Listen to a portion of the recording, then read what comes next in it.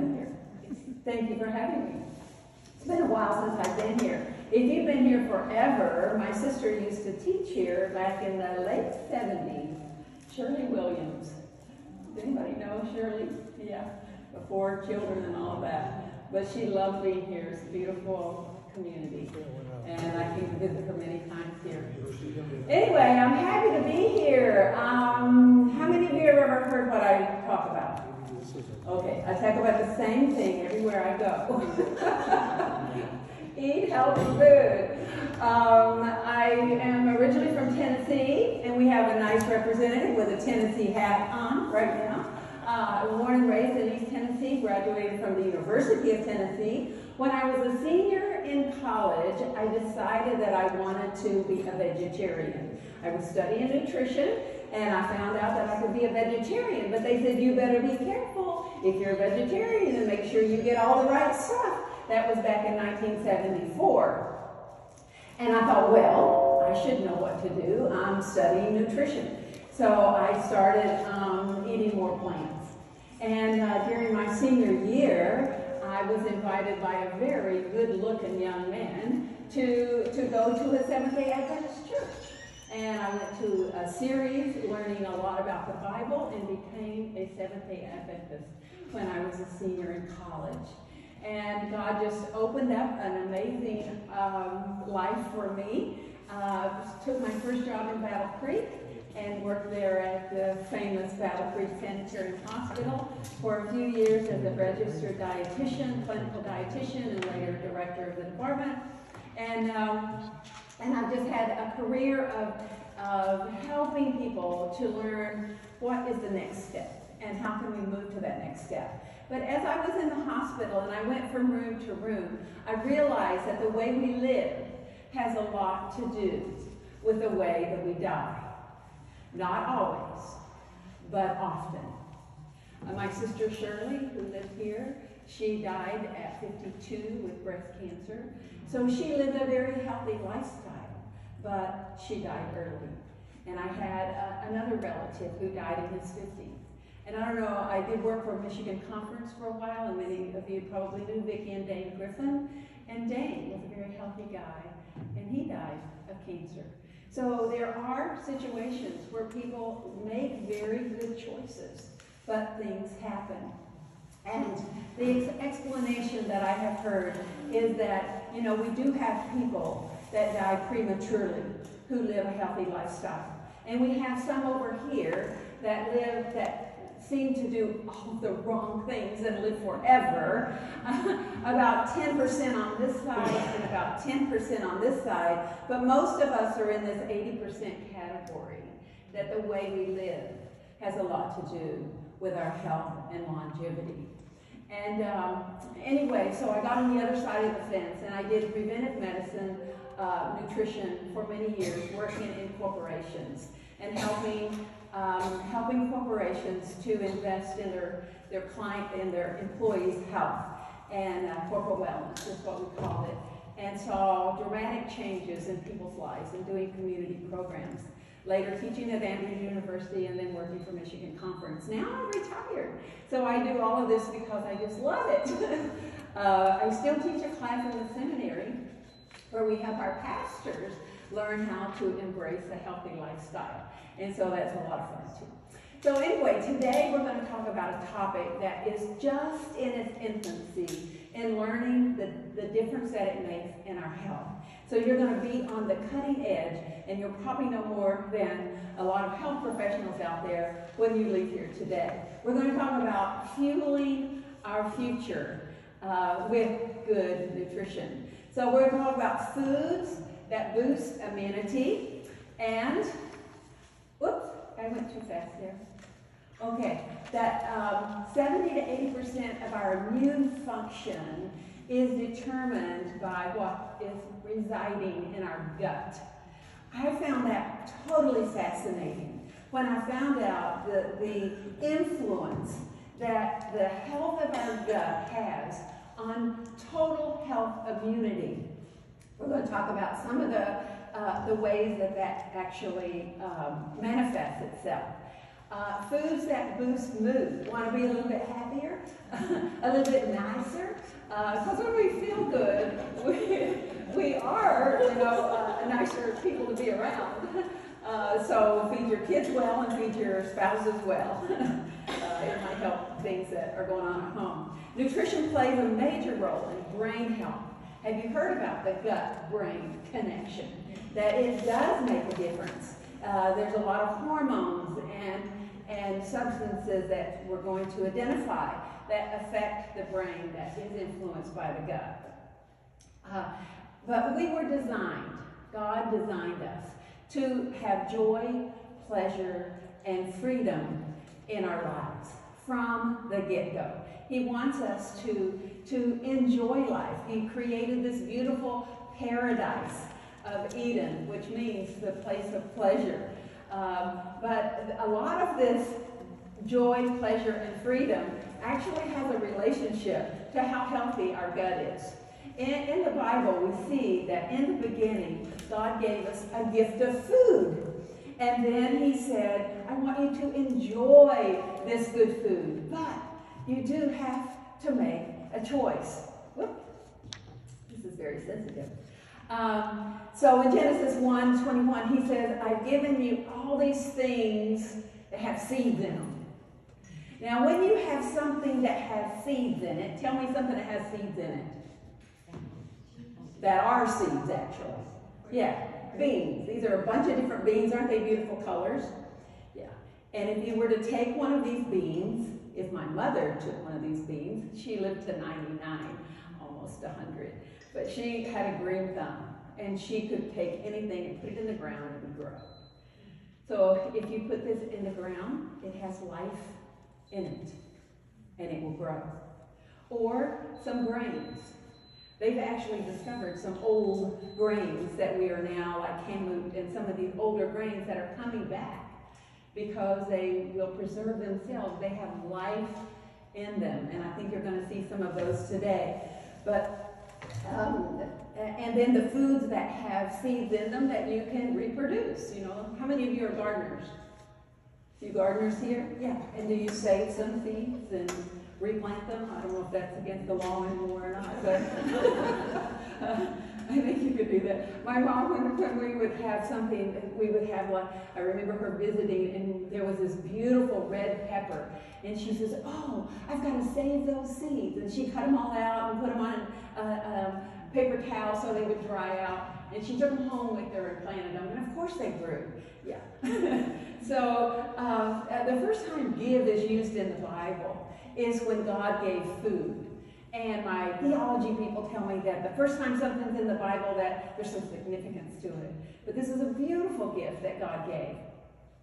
And these seeds, they have life in them. You put them in water, they sprout, right? And even more nutrients are seeds. But also God gave us, our first two commandments that God gave us. The first one was to enjoy. You are free to enjoy from any garden. But you don't want to eat. Don't choose the other tree. This is a good tree. And don't go to this other tree. So the commands were first to enjoy, and then we have a choice. Can we still enjoy good food? Do we still need to make choices? Absolutely. So we want to choose life. We want to choose to receive life, to enjoy, to respect life, to take care of ourselves, and to live responsibly. And I have some relatives who think that, they would say to me, if you would just eat more candy bars, then you would like candy bars. If you would just eat more burgers, you would actually like those fast food things. Because I don't really like them. Is there anybody here who would prefer not to have a candy bar like this? No. All of you love them. Anybody here that would really not like to have fast food? There's a couple of you. Yeah. But when your body is adjusted to certain foods, that's what we like. Has anybody here ever been a missionary and you've gone to another country and they had a food there and you really didn't like it when you first got there, but after a while you started eating it, and pretty soon it became, this is pretty good. Anybody had such an experience? Yeah. What kind of food was it? Seaweed. Seaweed. And then, what country were you in? Japan. Now, do you ever eat seaweed now? Oh, yes. Yeah, you still do. You come home and you buy the stuff. Yeah, that's because of the gut changes, and I'm going to explain some more of that in just a few minutes. But we want to say yes to these life-giving foods. So it begins in the gut. Have you ever heard of the microbiome? How many of you have heard the word microbiome? Okay, some of you haven't. But this is new science. The microbiome are these little gut bacteria and fungi and viruses that live in your gut. Now, when we think about bacteria and viruses, we usually think of it in a negative way. But in our gut, we have some good stuff. Depending on what we're eating, how much good stuff, good bacteria, good microbiome you have, or how much of the negative that you would have in your gut. So the microbiome is a collection of these microbes, and they can be either advantageous to you or they can cause a detriment to your health. So in the digestive system, we have these bacteria, viruses, and fungi, and there's controversy on how many of those guys are in there anyway. But they're so tiny, and the only way that we discovered them is because technology got to the point where we can actually see them, but they changed so quickly. And so this is a brand new science, really, in the last 20 years. We still call it very new because we're just learning a lot about it. And so we're wondering how many do we even have. And they think we have like 30 trillion cells in our body, which is more than probably what's in the Milky Way, stars in the Milky Way. And I don't know how you ever count such thing, and I don't even know how much a trillion is. It's a whole bunch of zeros, and I don't know how you even count that far. But the guess is that we have about 30 trillion body cells. But we have more of this microbiome cells in our body than we have body cells. So we're actually just carrying around, we're the host, and we're carrying around all of this bacteria, and so that they can survive. There's a lot of different species, so there are a lot of different families of microbiome that live in our gut, and they each have little specific jobs that they do. 95% of the microbiome is in the gut, but we have microbiome, different colonies that live different places in our body. So under your pinky fingernail, you have a different colony of microbiome. And in our mouth, we have a different, behind your ears, different places in our body have different microbiome. And it sounds kind of gross when you think of it. I've got all this bacteria and stuff, but there actually can be really, really healthy. We want the healthy ones. We could not live without our healthy microbiome. The largest amount is found in the colon, which is in the large intestine.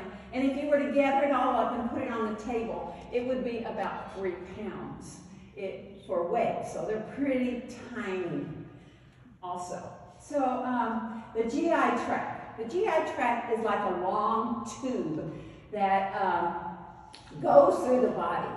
And so some people even see it as we're taking in the world or the outside, and it's going into this tube, and then there's different places that we can extract the good stuff out of the food. And when in the gut, we have a gut lining, and it's very thin, and when we don't have the right gut bacteria, sometimes that lining isn't tight enough. The lining can have little gaps in it. And when it has those little gaps in it, we call that a leaky gut. You ever heard of a leaky gut? When you have the right microbiome, everything is tight so that the wrong stuff doesn't get out where it's not supposed to. So in this long tube, that is where the food goes in, and it's all gut, it should all be protected and go into your body in the right places when you have that tightness in your gut. But when you have a leaky gut, that can lead to all kinds of issues, gastrointestinal issues, but also immunity issues and even affecting the brain. So how long is the gut? That was supposed to be a question and you were supposed to tell me the answer, but I went too far. I want to show you how long 20 to 25 to 30 feet looks like. And sometimes your gut is all tangled up. Okay, so this is about how long your gut is, but it's all wadded up, right? And then we have this tube. It's like a nice long tube, longer than you would kind of guess. And it's about the size. If you were to open it all up and lay it out, it would be about the size of a badminton court. Anybody here play badminton? No. Maybe more like a, what's the new thing? Pickleball court. Yeah, that's about the size. I mean, I don't know. And who figures this out? I don't know, but that's what they say. There's a lot of surface area in our gut for absorption, for digestion, absorption, and yes. And your gut has 100 times more surface area than your skin. So there's a whole lot of wiggling around in there to provide the surface area that's there. 500 million neurons in your gut. Yes, we used to think it was just in our brain. 120th as much as is in the brain. 5 times more than what's in the spinal cord. And every 5 days, 3 to 5 days, you replace this lining that's on the inside of your gut. So there's a whole lot of turnover there. So why do we want the microbiome? Why do we care what microbiome we have?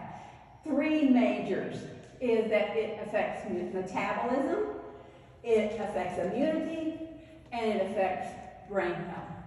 So it regulates metabolism, and this is so fascinating.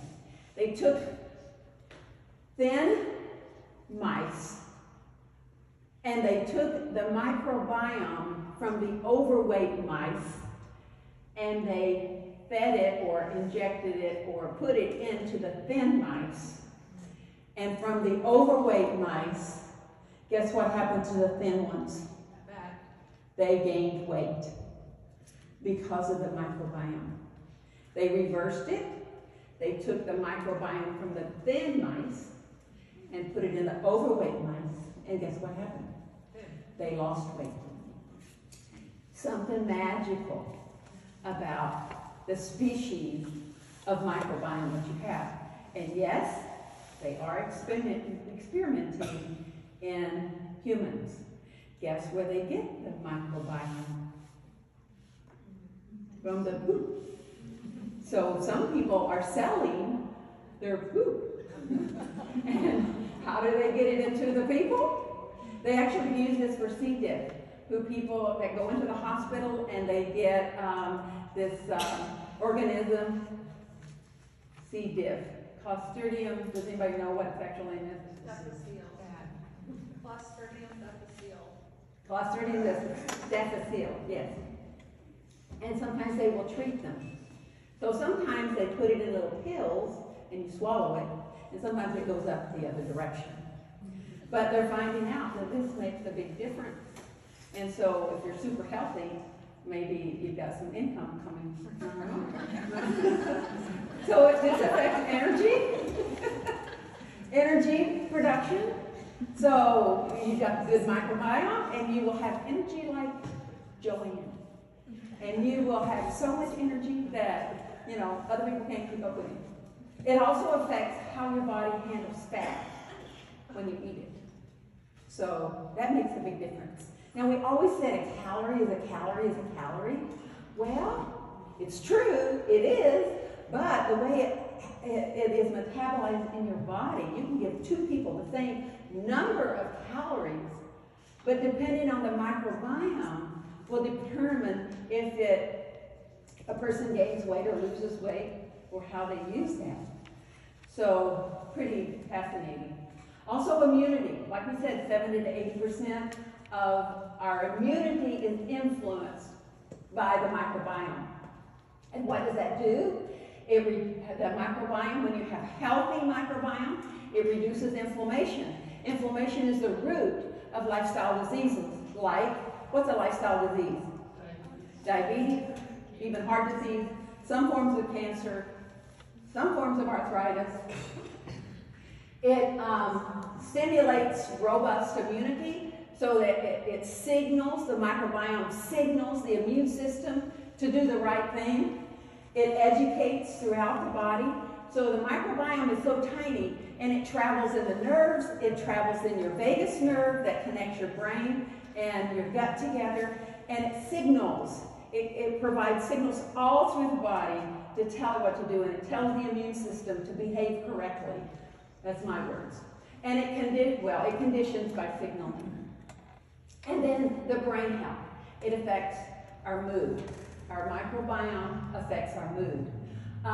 They even call the gut the second brain. Have you ever heard that? Yeah. That it's called the second brain. Why do you think that it would be so?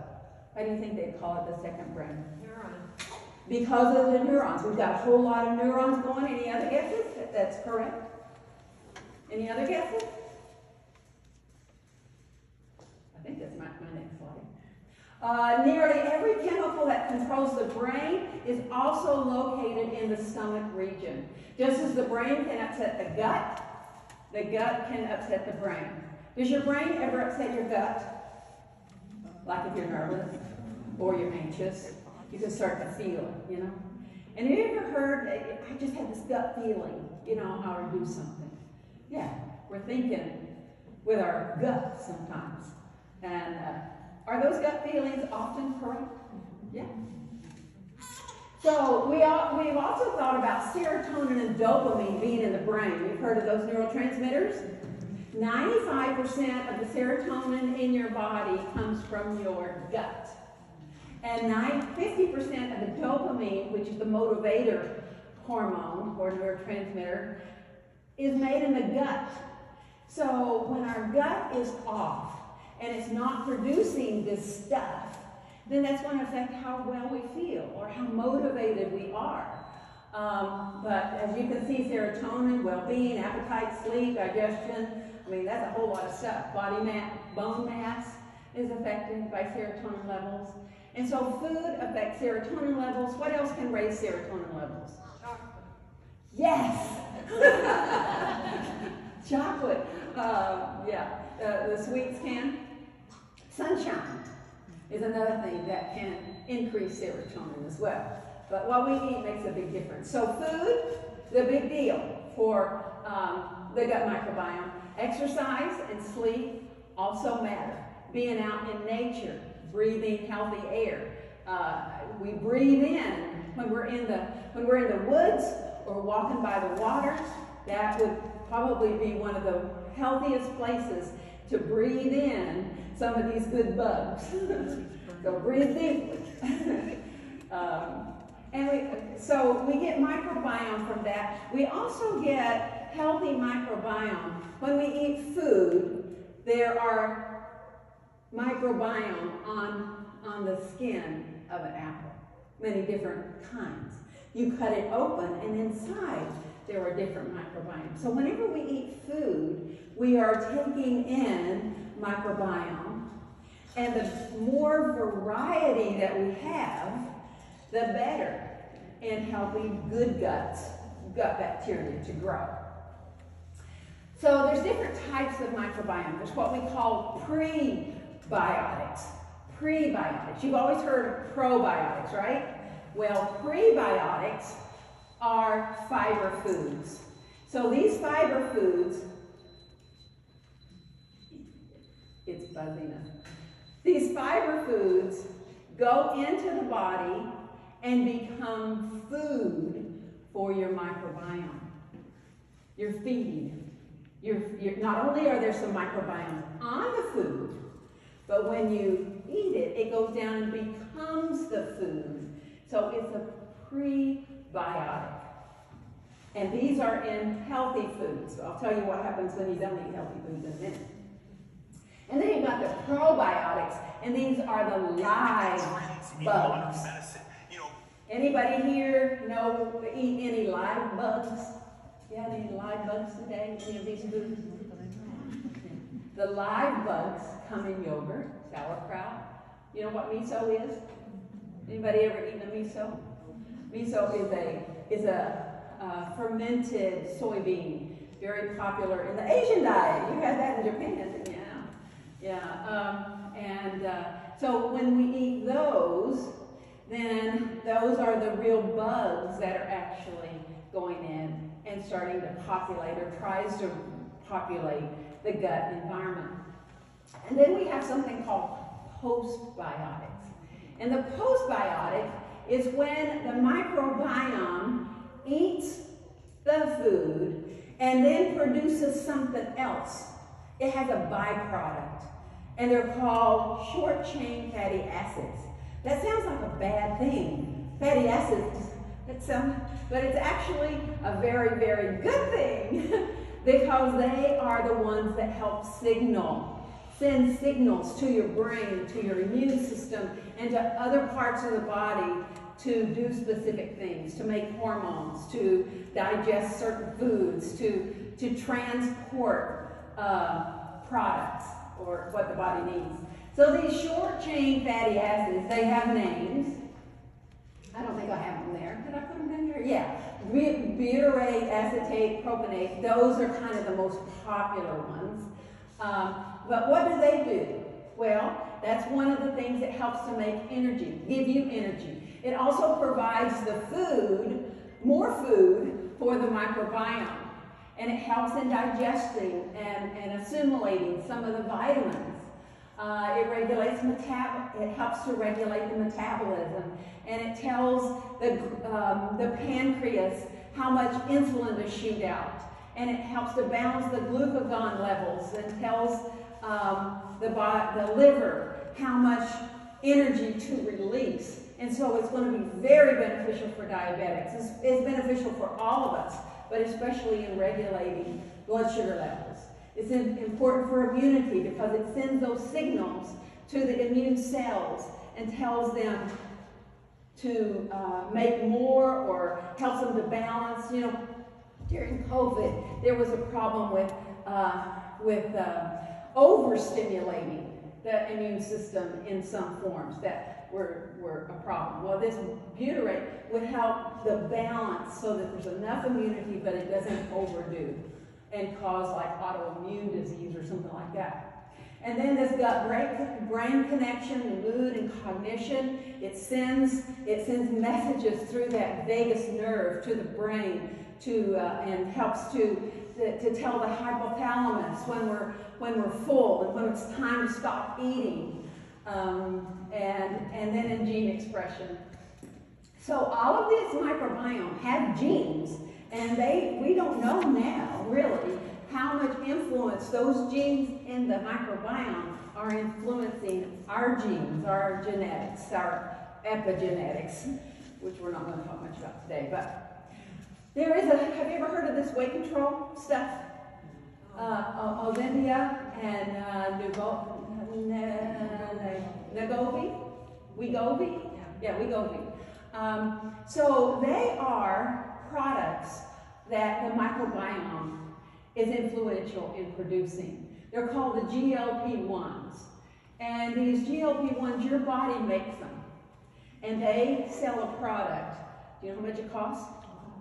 Over $1,000 a month to take this. And does it suppress the appetite? Yes, it does. So what happens when you stop? If you don't have that GLP-1 today, then you're going to be hungry again.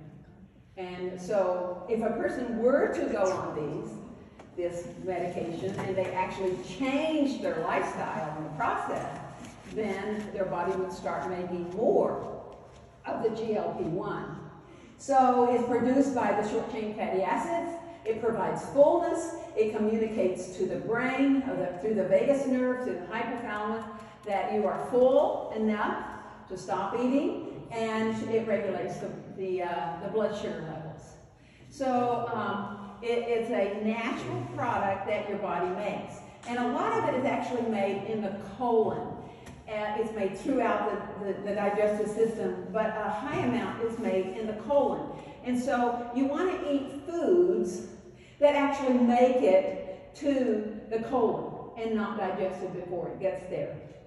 And that would be the foods that we're going to talk about, the higher fiber foods that make it all the way down. So nutrition has a powerful effect on health.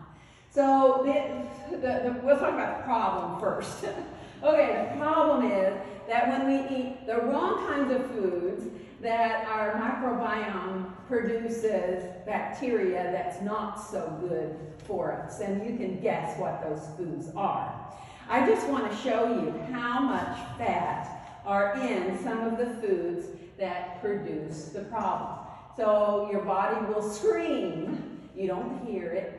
All you do is feel the cravings. When you have the cravings, you know that microbiome is probably not as healthy as it ought to be. Because the microbiome actually sends a message to your taste buds and tells you what you want to eat.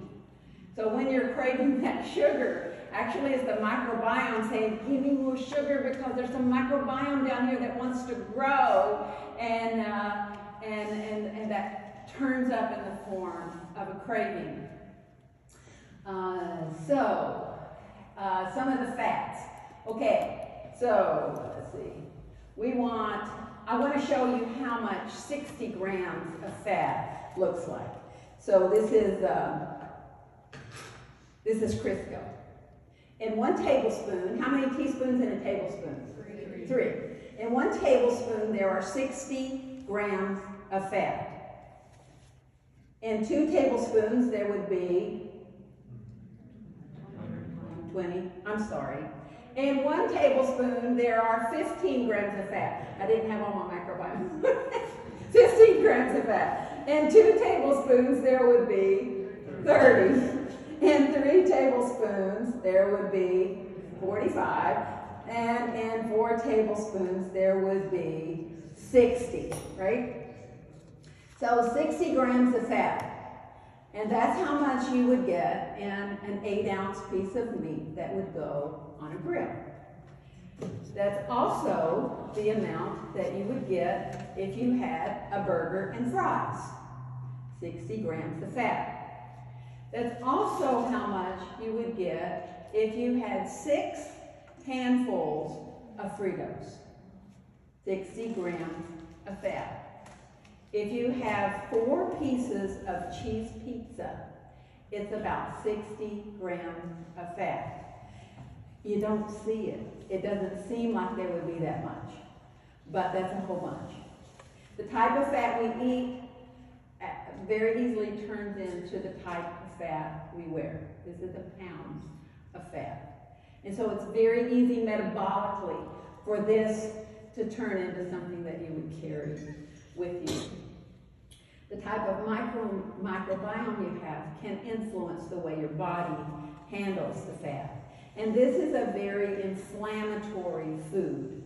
It causes a lot of challenges with heart disease, diabetes, some forms of arthritis, some forms of cancer. And it's something that we all need to be aware of and reduce as much of the free fats that we eat. When it comes in foods like nuts and seeds and avocados, that it's metabolized different because it is surrounded by fiber and other nutrients that help with the digestion. So the 60 grams of fat would be in an 8-ounce piece of meat, a large burger and fries, 4 pieces of pizza. Oh, and you probably don't want to know that, but 1.5 cups of ice cream or a handful of Fritos, 6 handfuls of Fritos. The other issue, which you probably could guess, what would you guess, is, I already told you, is soda. And so I need a volunteer to help me. Yeah, would you? Come and help me. And what is your name? Levon? Yovan. You probably don't drink this. No. No, of course not. But we have neighbors who do, right? but we don't want to be preaching to them. But you know, we just got to share this in a very winsome way. How many grams of sugar do you see in this? Oh, we have to have the right glasses on. Okay, how many total sugars do you see there? Oh, there, yeah. 46. 46, yeah. That almost looks like a zero, but 46. 46 grams of sugar. Okay, I want you to hold this. And you can see on the slide that how many grams of sugar is in a teaspoon? How many grams? 4. Okay, so we have 4. So 46 divided by 4 is 11 and a half. Yeah, y'all are awake. Okay. 11 and a half. So I want you to count with me right now. Okay, stand back just a little bit. Yeah, so these people over here can get the full effect here. Okay, count with me. 1, 2, 3, 4, 5, 6, 7, 8, 9, 10, 11 and a half. So what if you put that much sugar on your cereal in the morning? What would your people say? Whew, that's a lot of sugar. Huh. Okay, so what's the next question? That's how much is in one serving. How many servings?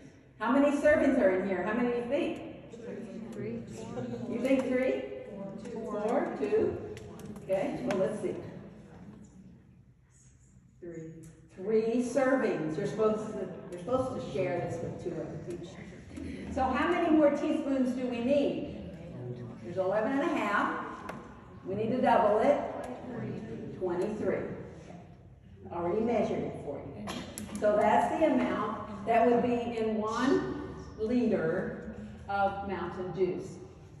Maybe it should be Mountain Don't. What do you think? Yeah. What happens when we consume this much sugar? The microbiome is fueled. The microbiome that loves sugar is fueled, and we want more. And I see people coming out of the gas station with stuff like this, you know, and I want to go, oh, wait a minute, I have something in the car I want to show you. No, I don't do that, but I want to. And so these 2 things, the fats and the sugars, are the main culprit for inflammation. And one of the major reasons is it's changing the microbiome. Thank you very much. Give her a drink.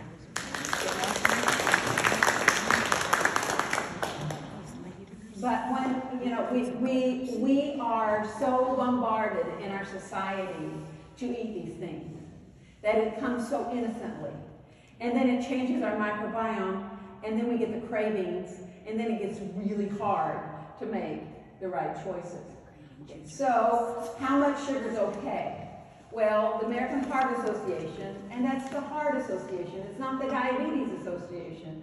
It even affects the heart because of the inflammation. It's 25 to 35 grams a day. Tell me how much was in 1 serving. 46. In 1 serving. How much is recommended for the day? Less than a serving. And that's it for the whole day. And so you can see that our society has really been bombarded. And we have been trained from industry and marketing to consume these foods. And if you have diabetes or heart disease or high triglycerides, then it really should be a little less than that, or like 16 a day. So the marketing, it's cheap, a lot of calories, oversized portions, and highly flavored. And eating a high sugar diet over a long term alters your brain's ability to learn and remember information. Eating too much sugar could block insulin's ability to regulate how cells use and store sugar for the energy required for processing thoughts and emotions. Our study shows that a high sugar diet harms the brain as well as the body, and now we're beginning to understand what's underneath. When I started teaching fiber, eat more fiber in the 80s, when I read about some studies, That has been my platform my whole career. And if you've ever heard me speak, I always talk about eating more dietary fiber. A book that can really bring the light onto why we are so addicted to some of these foods is a book called Salt, Sugar, Fat by Michael Moss. And it just is a whole story of how the industry, the food industry, has purposely gotten us hooked on their product. Why do you think they'd want to do that? So they can make money, right? They knew some brain science before we knew it, and they called it the bliss factor. The bliss factor is that when you put a little bit of that in your mouth, you go, whoa! And so they get as much sugar or fat or salt into the product as much as they can, because it's going to bring you back for more, and you can't eat just one, right? So we are being manipulated by food industry. And when you go into a gas station, you look around and wow, you know, all of the stuff is there. It's just pretty incredible. This is a strawberry milkshake. There's no strawberries. There's no milk. It's all chemicals. And that's what we have been accustomed to, and our body screams for more of it. The worst foods for the gut health, you could guess them: refined sugar and grains, artificial sweeteners.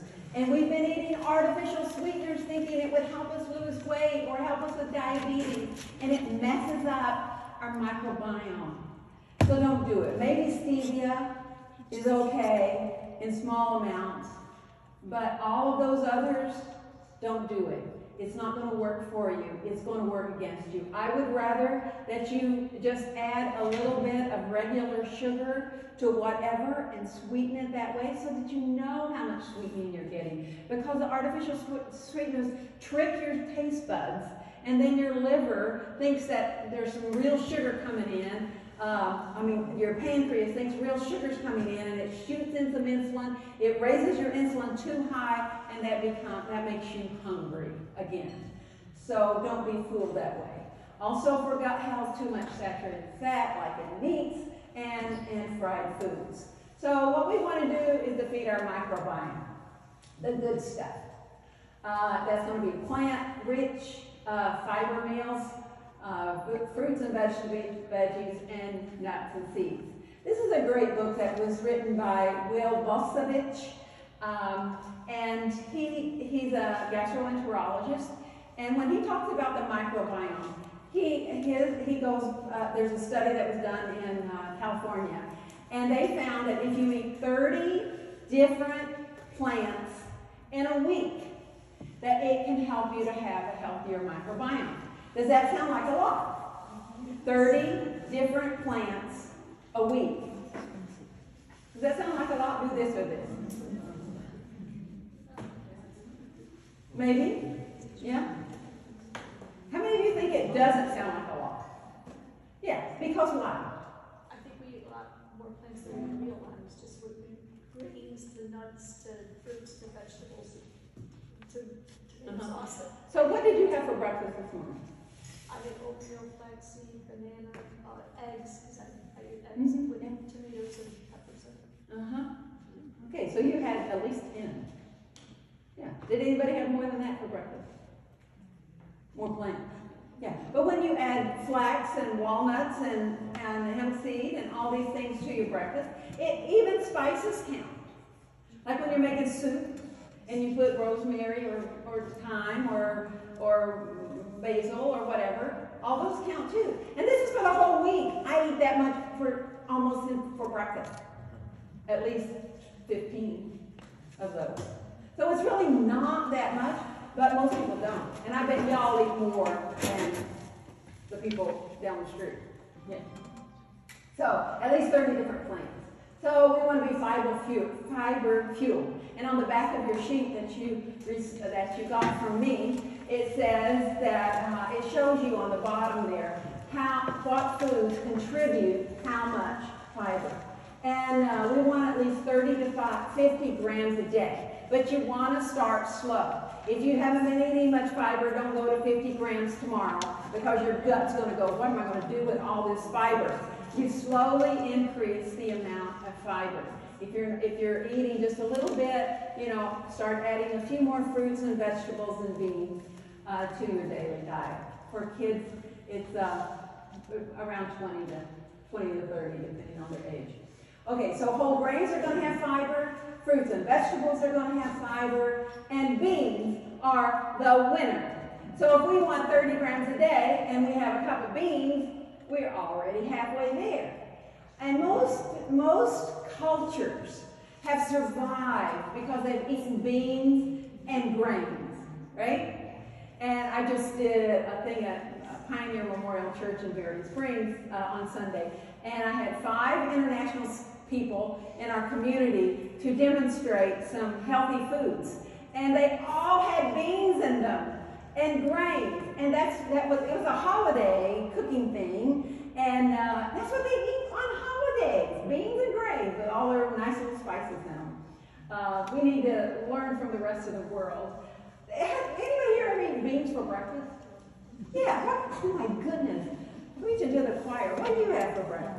Oh, it's like every single morning I do beans in a burrito shell. Like every morning I do a bean burrito. And what kind of beans?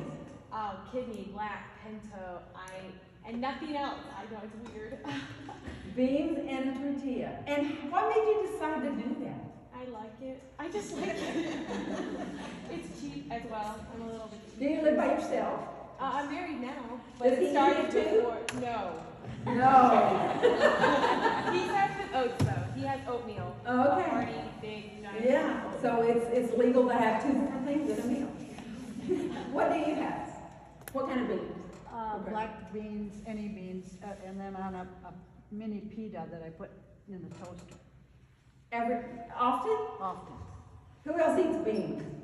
What kind do you have? A lot of the navy beans, Great Northern. Uh-huh. And a lot of black beans and pintos. And how do you fix those for breakfast? Just warm them up. Warm them up. Do you have anything else with it? Well, I might have a bowl of cereal, then I'll have that on the side. And do you have beans? Yeah. What do y'all have? We have, I like either black beans or some kind of white bean. He likes the red ones. He doesn't get those as often. But we like to put them over like brown rice and have cornbread on the side. For breakfast. Y'all, I just gotta take pictures of you. Yeah. We put garbanzos in our waffle mix. Oh, garbanzo oat waffles? Yeah, you don't even know you're. Oh, they're delicious. I know that recipe too. Did you learn that from Joanne, or did you learn it from somebody We else? learned it from you. Oh. Thank you. I paid you to say that. No. Who else has beans for breakfast? Yeah, what do you have? I have kidney beans and brown rice. Kidney beans and brown rice. I just gotta have you all we've just gotta make a video. All these beans for breakfast. Yes. Black, kidney, white, navy, For breakfast. probably a half a dozen or more frequently. How old are you? 86. And you're doing all right, aren't you? I don't think that helped. I think it did. My lifestyle counteracted that possibly. Well, it protected you more than you realize. I've got the evidence in the studies. Yes. So I have a question. Yes. In the waffles, do you leave the garbanzo beans whole or do you smash them up? You mash them. You put them in a food processor. Yeah, with the oats and all the other stuff, and then you have this. I did this presentation, egg presentation for a group, and we were meeting each week, And so I say, beans, eat beans. And this week, try to find out how you can put more beans in whatever you're doing. And so the next week we come by and I go, well, how did you do with your beans? And one lady raised her hand. She says, I put white beans in our pancake batter. Whiz it up. And I go, whoa, that was back when I went, whoa, that was, she said they were great. And I go, oh, okay. And I put red beans in my tomato sauce. whatever I'm cooking, I'm going, I wonder where I could hide a bean in here, you know? Just think about it. You know, there's bean soups, especially now in the winter, you know, when soup is a great thing, you know. Do a lot with beans.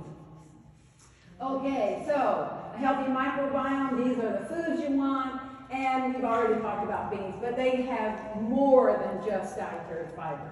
They are the best source of plant protein, phytochemicals, zinc, magnesium, trace minerals, folic acid that helps your heart, all kinds of great stuff in there. Leafy greens. And what do you think the highest leafy greens would be in fiber? Kale. Spinach. Collards. And what? Swiss chard. They're all great. In a cup, you've got about 10 grams of fiber. Just like with berries, you've got about 10 grams of fiber in a cup. And look at all the other things that are in there. Awesome. And then we've got the berries. And, blueberries. Right now, cranberries. And we chop the cranberries and just put them on our grains in the morning, as well as lots of other fruits as well. But it's got lots of nutrients and fiber. This is our breakfast in the morning. We do these 4 grains and cook it in a crock pot or a slow cooker that we've learned a lot from Joanne. But we use these 4 grains, and they're called intact whole grains. That means nothing has been, well, they take the brand off of them. But it's just very small. That's before they're rolled. So if you have oats, then they cut them in 2 and they make steel cut oats. And then they steam them and roll them and they make old-fashioned roll oats. And then they cut them a little bit more and they make quick oats. And then they cook them and then they dry them and then they make instant oats. So all of those are oats, yeah. And what do you think would be the very best? The intact. Why? Because they will get all the way down to your colon before they're absorbed. And it becomes food for the good bacteria that raises your GLP-1. And what does your GLP-1 do? Tells your hypothalamus that you are full. It helps regulate blood sugar. It makes you feel full. Does all the magic. I have read that spelt is very acidic. Well, it may be more acidic than the other grains, but all the grains are more basic. Yeah. You could leave out the spelt and do the others if that's what you wanted to do. Yeah. Maybe I've listened to too many of Dr. Gunbury. Yeah, the lectin.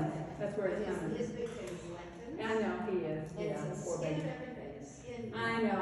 It's like peppers and apples. I know. Well, what do you think about that? What do you think? What do you think? I want to know what you think. What do you think? It didn't make sense to me. It doesn't make sense because it's not true. It has lectins in it, yes. But when you cook it, it becomes something very healthy for you. That food becomes very healthy. It does say unless you cook it. If you cook those things. Yeah, and how you're going to eat a bean without it being cooked? How about a whole grain? You going to eat that? Yes, you do. I mean, he suggests that you peel it. It seems like I always heard that a lot of the goodness was in the peel. You are right. You're right. There's so many diets out there. And why do those weird things work sometimes? Because most of the time when people go on the weird diets, they throw out processed foods. And then they're eating real food. And a whole lot of good stuff happens no matter what kind of diet you're going on. If you throw out processed foods, you're going to feel better. You're going to have more energy. And you're probably going to lose weight. Yeah. Nuts and seeds. All kinds of good omega-3s. Pistachios happen to be thrown in there as a really good microbiome. But we know we need those omega-3s. How much fiber are you getting? Let's see. Does your breakfast look like this? Cornflakes, milk, orange juice, and no fiber? You don't do that, do you? No. You're smarter than that. You have more like a whole grain and some berries and some walnuts, and you got at least 14 grams of fiber. And a lot of you are eating beans, so add another 8 grams of fiber there. Lunch, you don't do this. No. But most of the world is eating something like this.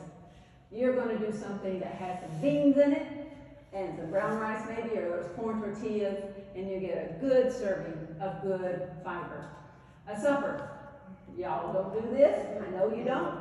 But we've got a message to send to the world in many different levels, and this is one of them. So let's do some vegetable soup with a little bean in there too, and some avocado, cantaloupe, and up the fiber. So this is a neuroscientist from Harvard that said, critics sometimes claim that a focus on ordinary measures like exercise and diet is too simple. It ain't gonna work. But he says not so. The brilliantly simple evidence from exciting new areas of physical and social science shows how powerful these universal factors can be in affecting the brain-body system. So feed yourself a whole lot of love and a whole lot of life. Fuel your body with the good stuff. Our body is a temple. Take care of it. Take care of what you put in it, and it will take care of you. So let's talk about some questions that you might have and how we can incorporate this into a healthy eating program for you. Yes? Can you get too much? If you're eating whole foods, the answer is no. If you're taking some fiber supplements, it may be possible. But like I said, if you're not eating very much fiber and you're the typical, 10 grams or less fiber a day, you want to slowly increase the amount of fiber over the next few days, or you're going to have a lot of rumbling. Now, I have been in programs where we decide that we're going to increase fiber, and if people do it quickly, there's a lot of gas or uncomfortable feelings. But like Dean Ornish said, if you're going to decide diet as your mean instead of open heart surgery, you've got to do something fast, and you've got to, just do it. And within a couple of weeks, you're going to like the food, and you're going to be able to digest it. But the best way is to slowly start eating more fiber foods. But if you are eating whole foods, you cannot get too much fiber unless you have some kind of an issue going on. This is for general. Yeah. We thought most people probably got over 100 grams of fiber years ago before we got into food processing. I probably eat at least 90 grams a day. Do you agree with intermittent fasting? Intermittent fasting, yeah. There can be some real good benefits. Intermittent fasting means that you go at least 16 hours without food. So you have your last meal around 3 or 4 or something, and then you don't eat anything until breakfast. But what you don't do is go without breakfast. And there are some people, and some people who will go, oh, okay, I'll just eat my nice big supper, but I'll just skip breakfast, and I'll eat later in the day. And my opinion is that is not a very healthy choice. Why? Because when you sleep at night and you lower your blood sugar levels, and your brain works best from glucose right from food rather than having to take blood sugar from the liver and convert it into energy. But the brain works better that way. You're missing out on the opportunity to fuel your body. I mean, how would you like to send your kids to school without breakfast? Would you like to do that? They can make their own choice. I'm 71. Okay, if you had a second grader or a third grader. The first wellness program I did was for a group of executives in an insurance company. And they were used to coffee and donuts for breakfast, basically. And this is before brain science. This was in the 80s that I did this. And they kept saying to me, I'm just so much more productive. I'm just getting so much more done, especially in the morning. Man, and that's before we even knew the brain science. This is just what they told me. And I thought, oh, that's interesting. I've heard a lot of side effects that are good. And I go, oh, really? How could that happen? I don't know. But now I know it's microbiome. But try it for yourself and just see what the difference might be for you. Because supper is often a social place, and so that does mean arranging things differently. If you haven't tried intermittent fasting, that's another thing I would suggest. Start slowly. Choose one night that you're going to go for a longer period of time. And if you just do it one day a week, there's some benefits. And then you can decide maybe there's 2 days that I couldn't do that and see how it works for you. Yes? I do it every day. Yeah. So I'm off 16 hours, and then I'm on 8, but I never like breakfast. Never. Well, you look very healthy Oh, okay. and happy. Maybe you can just keep doing what you're doing. Yeah, I've been confessed to my doctor after 3 years, and I gotta tell you something. And she said something very interesting. She said a lot of people in other countries fast a lot.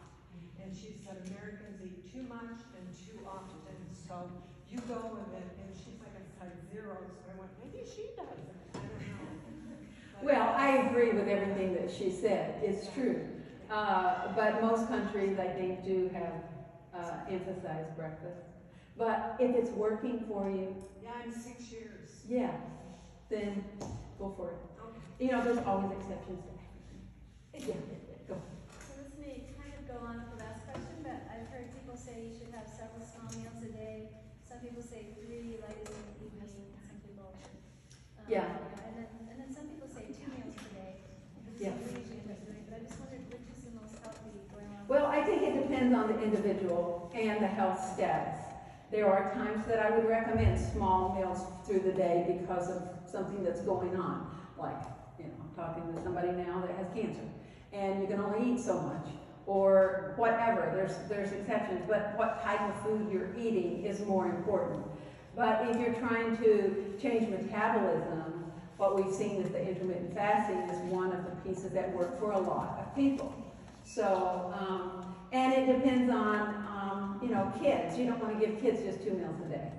So, I think the type of food you eat is probably more important than if you're eating 2 or 3 meals a day.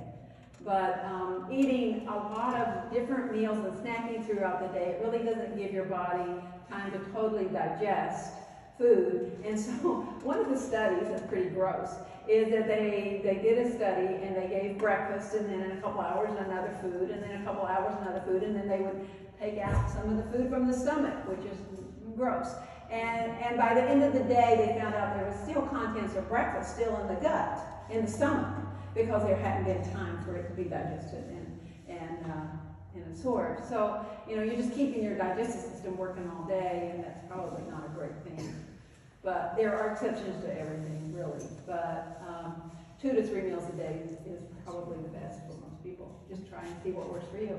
Couple questions. I don't know how to cook like a lot of people here, and so I try to buy healthy things. I buy beans and I look at them and I put them back in the cupboard and I take them out and look, and eventually they expire and throw them away. So I bought canned beans. Are those as healthy? Yeah.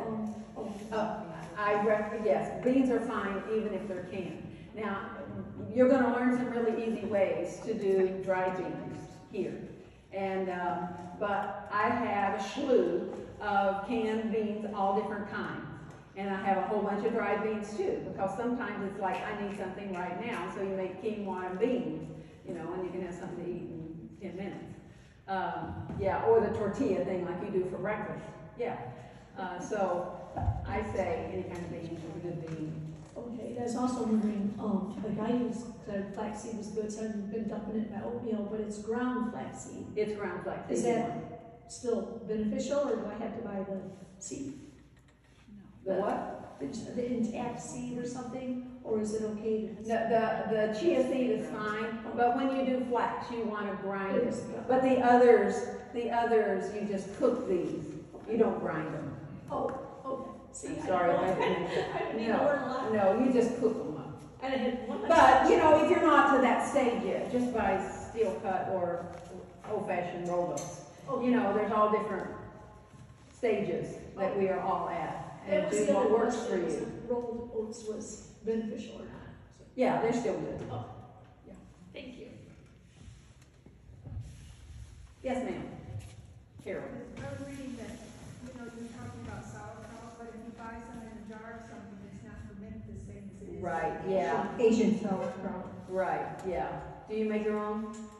I haven't, no. Yeah, Joanne's gonna have to show us how to do that someday.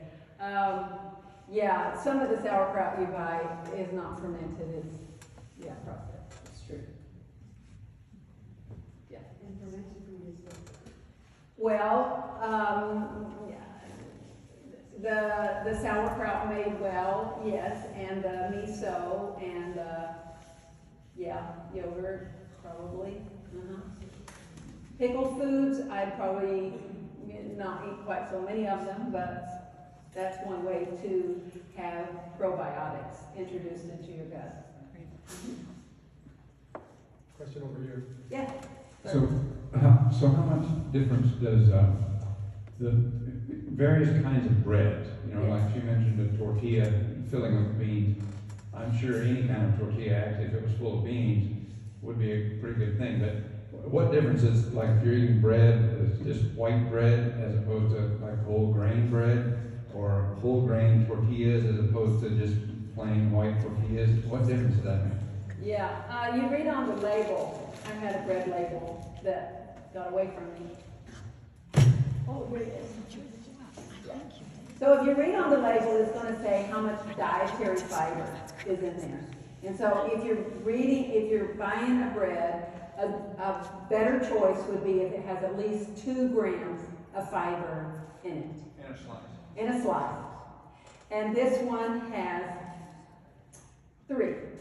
This is Ezekiel. But you can get up to like 10 grams of fiber in some. You're shaking your head. What do you buy? No, just, yeah. So when it's made from whole grains, and you can actually see little flicks of some grains in there, then those are more likely to get to your colon. Yeah. Because we can't chew enough. You can't chew well enough to make those small enough. So then it reaches your colon, which is a good thing. I mean, you want to chew your food well. That's true. But there's benefit for those food particles to get all the way to the colon to feed the microbiome. Good job. Okay, Joanne. Okay, any other comments? Okay, so tell your neighbor next to you what you're going to do different since you moved into. Tell somebody. What are you going to do different? Yes.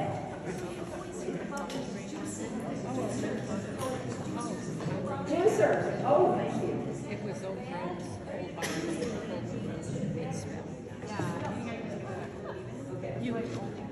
Okay, this was a question about what about juicing. When you juice food, it's what comes out the other side. All the fiber. Yeah, and then you have to put that in some kind of another something in order to get the fiber. How about smoothies? You're going to get the fiber, but it's going to be very tiny particles.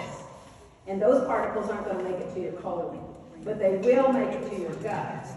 And it's an okay thing occasionally, but it's probably not a great thing to, I mean, that's why we're giving tea. And there's a whole lot of good stuff that happens with saliva and chewing that we want to be able to chew our food and not just drink it. So as a treat or as a, to-go something, it's fine, especially if you put a lot of berries and some greens in there, then it can be a healthy thing. But that's not something that you would want as a high percentage of what you're consuming in a day. Does that answer your question?